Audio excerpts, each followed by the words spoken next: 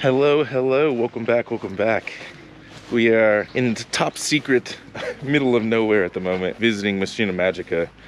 And I thought I'd take you guys along, and we're gonna check out a bunch of cars that are in the build at the moment. Tim has graciously opened his doors again for me to come check out. And if you remember back, we did a video a long time ago, just going through a couple of the cars, and I wanna do like an update for those.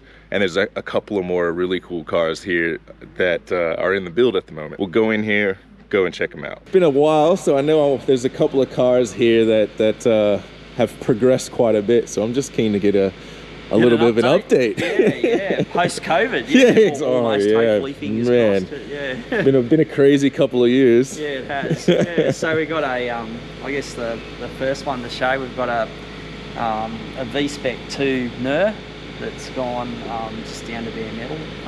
The metal's sealed up, so it's not sitting in metal. The reason it looks a bit dulled off is it's actually been spray paint coated with 2 coats or something. Yeah, okay. That we use so that we can do the body work.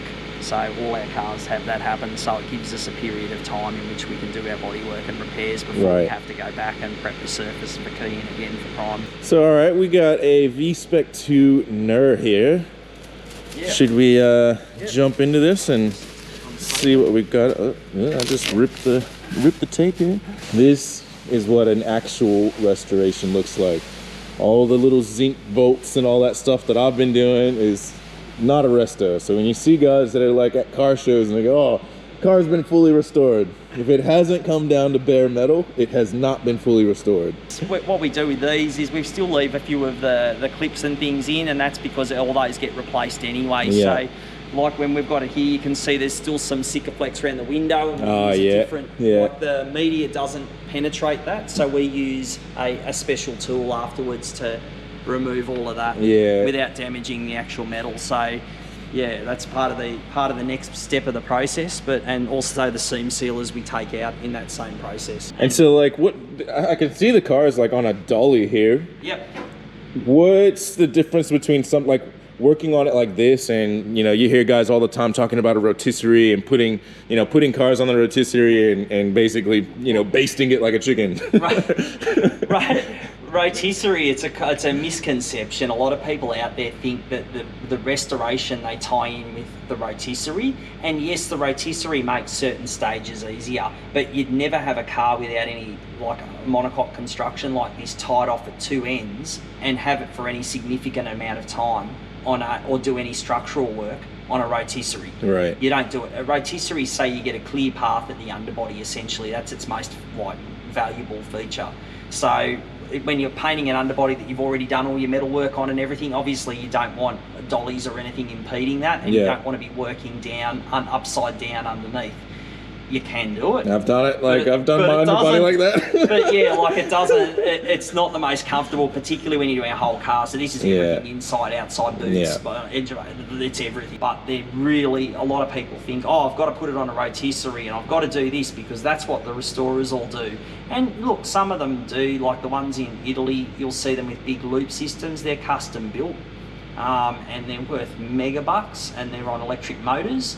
But they tie off at the subframe points. Yeah. Not like all the rest of the rotisseries that are tying off in the ends of the car. Right. So if you see anyone doing structural work on a car, on its side, and pulling rails or any of that off, they've got no idea what they're doing. Please don't copy them, because for me to fix that takes a lot of work. And when you're putting it at 2 ends, the car's not designed for that. Yeah, it starts to sag. It starts to sag, and you have issues. And then when you go to gap up for doors and everything else, the guys that do that, they find out that the only real way they can catch any of that's in like bog. Yeah. And the gaps are too tight. Yeah. So things start to connect and where they shouldn't. So it's interesting. I have a bit of a laugh. There's always like these sort of people who know what they're doing, and then you see all these ones with absolutely NFI, and it's the NFI ones that provide much comedic relief for me.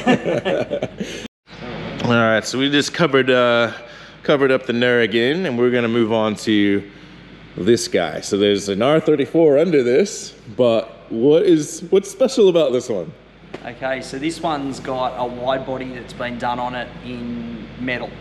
So it's literally, at the moment, it's tacked in. It needs to be finished up, but we tack it in so that you don't build too much heat into the panels. So you did the wide body, or? Yeah, so the wide body's done by us. Yeah, wow. Originally, someone else fabbed it up, and then what we've had to do is then go and make some adjustments on it, get it symmetrical side to side. It was slightly out. They'd used filler, which I wasn't happy with, like when they tried to get the original kit. So I've pulled it all out, and then I've re-anchor patterned it, and now it's coated up in a preventative coating. Kind of come see this big old flare back here. Like that's a bold move for an R34, I think. Like, if we look at that, that is a big difference over the factory guard. That's crazy, and that's all in metal. Yeah, that's all in metal. So like the idea is it's been tacked in. You can still see some of the old fill from where they've originally done the panel.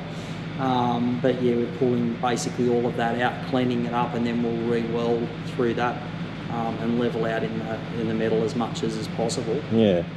And then the idea is, I mean, you've got basically you're coming out, so the car's coming out more like an LM car. So like the Le Mans. So it's the kind of inspiration that's behind it. And once you see the front will be similar too. So so it's taking styling cues from that, but it's completely unique. So crazy to see these things down in like bare metal, no nothing. It's just, yeah, man, that's nuts. Never ceases. Oh, I can kind of see what we're about to say.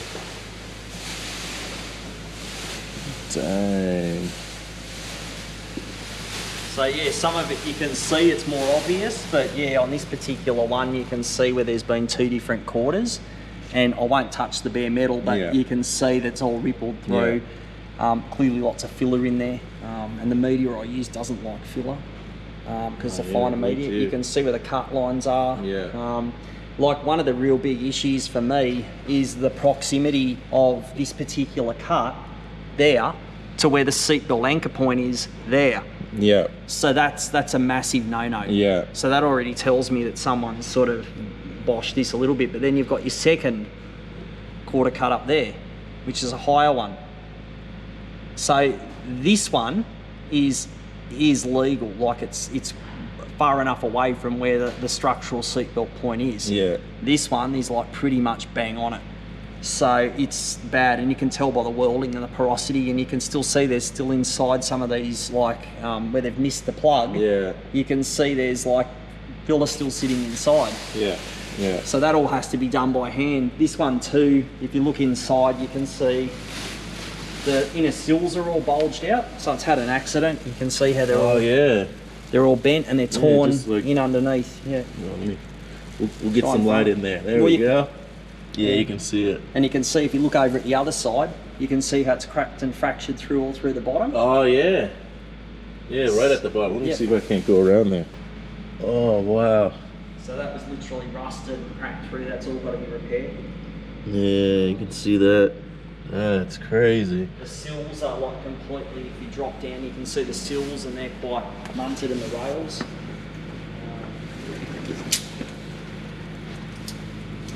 Oh, wow. Yeah, it was like... So there's a lot of hiding. The Rocky Mountains right there.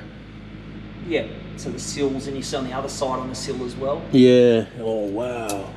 That one's crushed up pretty good. So these are the sort of issues that you find.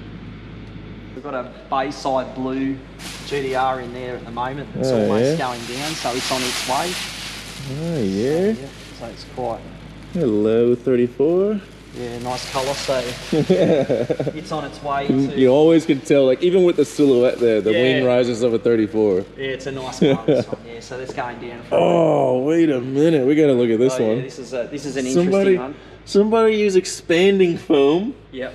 Oh, no way. It's a bit special. Oh, and what's this yellow stuff? Hello. It's sort of, they've tried to seal it, but they've sealed the rust in, and it's actually gone all the way through, and you can see where they've used, like, to try and hide it a bit. Yeah. They've used metal strips. So that's what this shape is that's there. They've literally stripped on the back, but what they haven't done is they haven't prepped up the metal. They've just basically sealed the rust in. They haven't treated it. So this is another example of, in the years gone by, what people would do now comes back to haunt me. Yeah. Thanks whoever did that. Appreciate it. Rusty boat with expansion foam. Yeah. So this is, I'll put some clips over the top of what this car actually looked like before we pull the sheet off. But this is the top secret R34 GTR. Yeah, it's the ex-Top Secret Imports demo car. Yeah. People will have seen it at GDR Festival in the early days and everything else. It was that matte black. It was the matte black that everyone thought was a wrap that was actually, painted over the top. Yeah. So the owner... What was it like getting that matte black off? Is it any different than, your normal paint? Was it easier or? No, it's therapeutic. Yeah. Fair enough. So I mean, this car originally was matte black, and like I said, got the overlays kind of going. Hopefully, you get the idea there. But yeah, we'll go ahead and pull the sheet off and talk about kind of where it's at now and what's to go left on it. This is a resto. You're down to bare metal on the entire car, and you build it back up from that. Like that is what a resto is. And like we've been saying this whole time, there's, until you get to this point, you don't know what's underneath it, No, you've got no idea. And I mean, there's no such thing as, a X-ray vision, that you can see underneath what's there. I mean, it could be anything from leaded underneath to, you just don't know. You've got no idea. Yeah. So, I mean, until you get to this level, you don't know what you've really got as far as a car goes. Having said that, on this particular car, we knew a few areas that really needed attention.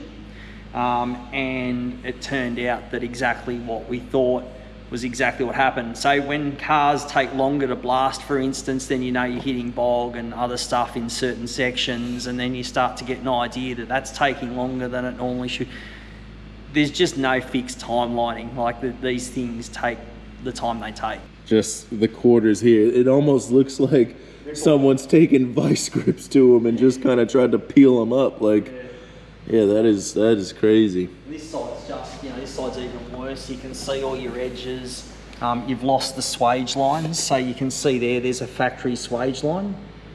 There's no unlocking that from there on. Like, that's just, I don't know whether the camera can pick it up, but that's just like the swage line's gone. So then you've got a nice factory line starting there that comes up and rolls across to there. Oh, yep. And you see you lose it all through that section, but it's really badly worked through. So we knew there'd be issues, but didn't expect them quite as as significant. But inside, I mean, it's it's a lot of work. It's literally, it's difficult to explain to people. Like, everything on the face of it can seem simple, and they say simple is as simple does. If you don't understand what you're doing and you don't know the processes, it's really easy to permanently stuff it up. Yeah. And when you're going into collector cars and you're going into GDRs, and I'm passionate about these things, so it's taken me years and years to do what I do. Even something simple like, ostensibly looking on the outside, you'll see a bare metal car and you're like, well, okay, there's a number of ways to achieve that. But without damage, that's the key. Yeah. And doing it properly to the proper keying and all that sort of thing, and consistency across, they're the keys. And it's those fine little details that aren't readily apparent that make the difference between a good restoration and a shit one, basically. Yeah. I see the rear quarters now, and I'm like, I want to save them without having to stitch in 2 new quarter panels. But I mean, it's at some point you've got to draw the line between what's going to be the most economic way to restore the car for the customer, versus preserving it, versus trying to work on something that's just not there. Yeah. If you've ever bent a paper clip backwards and forwards a number of times, eventually when you bend the paper clip, what happens is it breaks, and that's work hardening. And that happens when you've got thin sheet metal and you roll like that. That's what's going to happen. Yeah. So you try and straighten it out in the metal, and you're very quickly going to come undone. There's only certain amounts of things you can do. Yeah. pretty much 4 on metal. So if you can't catch it in getting it back in the original metal, then if you go down that path, then you end up getting to a point that you can't go any further because it's work hardened so fast. Going back to the paperclip, it tears through. Yeah.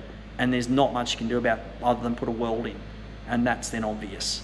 So you say, well, what's the most economic way to achieve that restoration? And in this particular case, they've just gone too far. Well, we are starting to, as you can kind of see out the front door there, we are starting to lose a little bit of light.